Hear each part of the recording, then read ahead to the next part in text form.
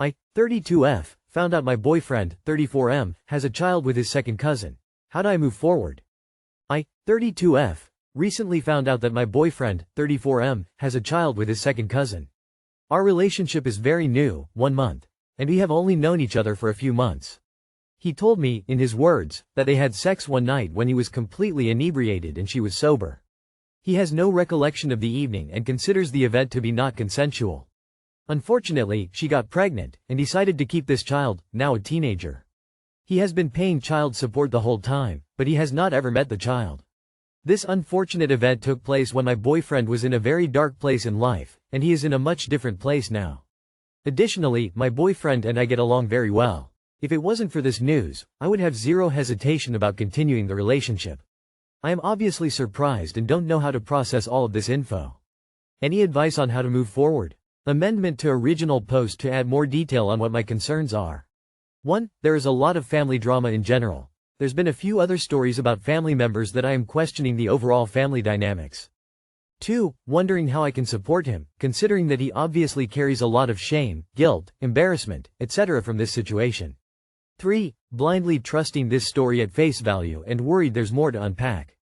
I know this might not be fair of me. Edited original post I said that I felt blindsided, but that's not a fair or accurate depiction of how I feel. So he was raped by a family member as a teen, that person got pregnant, kept it, he doesn't see the child or the rapist, and you don't know what to do. Personally, it's not a deal breaker for me. He trusted you enough to tell you something deeply personal and traumatic. This is really disturbing. Is the kid even his? If she raped him, she might have been setting him up the whole time because she knew he would pay child support. Also, how old is the kid? Was it conceived when he was underaged? He told you very early in the relationship, and from the story he's the victim. If you don't trust his version, try to get it from someone else. If you know you wouldn't like it even if he was the victim, ask yourself why it bothers you, and decide from there. If the idea repulses you, even if it wasn't intentional on his part, you should probably leave instead of staying and feeling weird about being around him. He was sexually assaulted, men can be raped too. It seems a shame that should keep him from finding love. If you generally find happiness with, I would keep exploring the relationship. Do you mean he considers it non-consensual as in he was raped? Because if he has a child by rape, and he is still supporting that child, that sounds like he is doing a lot. If you think he was assaulted, had a child as a result, and has been fulfilling his questionable obligations to the child, what part makes you judge him harshly? I, 27F, proposed to my girlfriend, 27F, but she said she didn't like it. What can I do to fix this? So long story short, my girlfriend of 3 years wanted to get married for a little bit now. She even would send me different proposals of celebrities or other people on the internet. I did the proposal in a different way and I thought she would love it, but she didn't. I didn't make it as extravagant as the different posts she sent me, but I had a photographer. We saw a musical afterwards and then we went out to eat. Just a day later she told me she didn't like it. I'm upset and I'm not sure what to do in this situation because I felt I did the best I could with what I had, and I thought the most important thing was spending our lives together. I couldn't afford a grand thing and I know I wanted to do it before the end of the year. She loves the ring though, probably her most favorite thing. We got into an argument and I want to fix this, but I DK how. She wants a wedding, not a marriage. Do not walk down that aisle. I'm not sure I'd even want to marry someone who could be so ungrateful. Why do you want to fix it exactly? She's not in it for you, you deserve better. I'm sure she does love the ring, it's a symbol of what she cares the most about in your relationship, which is the shiny package she can post on Insta or show people instead of the relationship itself. The wedding will only get worse more than likely, just drawing from cases I've seen that are similar. I dunno man, I'm not saying bounce, let the dust settle and see if she comes to her senses and apologizes, but I would definitely feel a type of way about this and have a bit of a guard up until then. The fact that she studied celebrity proposals and had that expectation of you is arguably the most damning. That's not a flash in the pan response like she gave you post-engagement, that's obsessive and weird. Yikes. Red flag. She's not the one. Her priorities are wackadoodle. She cares less about sharing your lives together and more about showing off for others. The proposal is only the beginning. This drama will only continue. You fix it by dodging this bullet, my friend. This is the massive, Chinese Communist military parade oversized red flag you will hate yourself for not paying attention to. Dude, don't marry this woman. Don't keep seeing someone who turns your earnest gesture into a negative. Gather up your self-respect and move the fuck on. Don't say you weren't warned. M31 My now ex-girlfriend F29 broke up with me in one day, after 7.5 years together. What do I do? So the title pretty much says it all. But we had a very good 7.5 years together with minimal fighting. We own a house together and have 2 dogs and 2 cats. A lot of people envied our relationship for how well we knew each other and complemented each other. Marriage was always the goal, but we had some extreme family losses that made us keep delaying. But finally we had picked out an engagement ring about a month prior to this. There was no workup, no signs, everything had been as it always had. Then one day out of the blue she said she wasn't in love with me and wanted to break up. Didn't want to address anything or work on anything, that was just it. We spent a week, separated, with her thinking and not wanting to talk about it, and she decided to yes, it's over. I found out that in that week time period there was emotional cheating at best occurring between someone that we had both hung out with as a couple. I confronted her about it and she apparently felt horrible about it and knew it was wrong but didn't care to try to patch things up with me and stood by her decision to separate. I've just been in shock because I truly was 100% set that this was my person. It's been about 3 weeks since the initial conversation. We both still live together, separate bedrooms, and this entire time she has continued to act like this wasn't a big deal. We still need to sell the house and separate our pets. Just wondering if anyone has any words of wisdom for someone in a situation as such? How do I get through this? Man, my heart really goes out to you. If she made that decision so abruptly, she was probably thinking about it for a while without telling you. As hard as it is right now, focus on taking things one step at a time. It might help to start working on separating your lives, and don't be afraid to lean on friends, family, or even a therapist to help process all of this. There were signs. There always are. She's already mourned the relationship and has known for quite a bit that it was over. That's why she isn't acting like it's a big deal. How do you get through it? Get your own space as soon as possible. Then you have to very intentionally create a new life. I would see a therapist. Do things that give you self-esteem and pleasure. Working out, volunteering. My mom always said that the best way to quit thinking about our own problems is to do something nice for someone else. She was right. You will get through this, but you have to feel all the feelings if you want to emerge better and more self-aware. There are lessons in every relationship. I'm sorry you are going through this, but thank goodness it happened before you married. Therapy and an attorney. 7 years a girlfriend. Maybe after 7.5 years she should have been more than your GF. 7.5 years is too long, bruh. Women don't wait around forever for men to finally commit. There were signs, and you not noticing is, unfortunately, probably a huge part of why she's not interested in patching things up. Now, she's been clear that it's over, so get your ducks in a row. Therapy, a plan, and a lawyer. Old bully, 28M. Wants me, 27F. To give him a chance?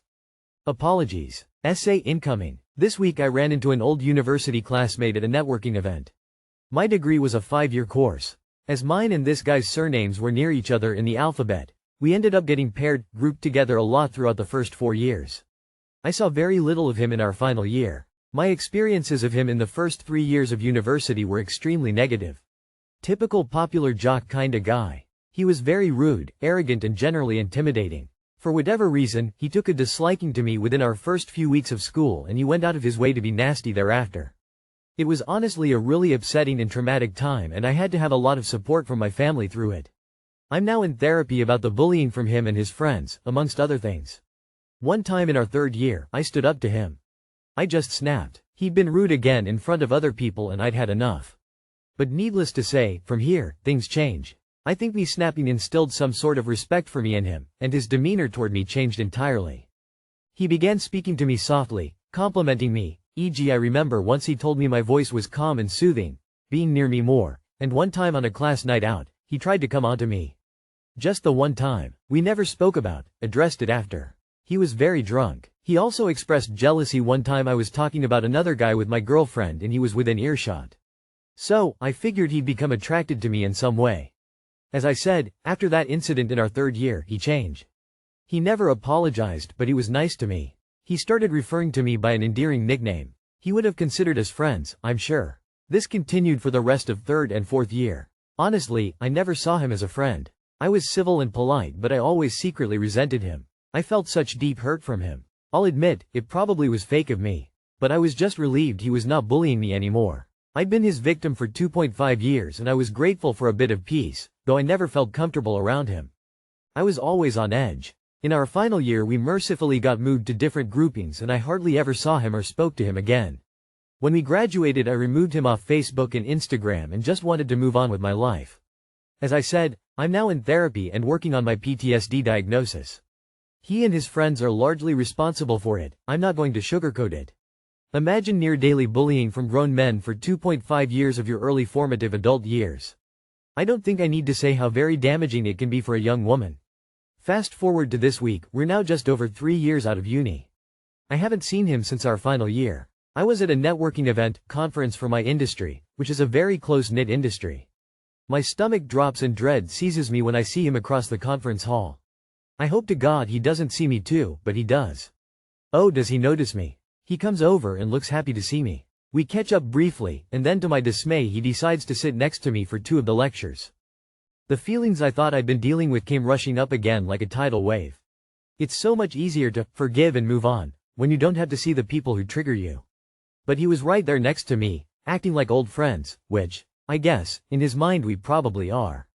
There were 4 other people from our school at the event, people from the years above or below, and after the event ended I was invited to a pub to catch up with the other alumni informally. Of course, he was there too, and decided he wanted to sit next to me again for most of the night. At this point, I was a bit more comfortable. I guess because the initial shock had worn off, and I'd been giving myself mental pep talks for like 4 hours at this point. But then, he shocked me entirely at the bar. He came with me to order a drink and paid for mine. There at the bar he admitted that he'd like to see me again, and that he'd thought about me a lot since we graduated.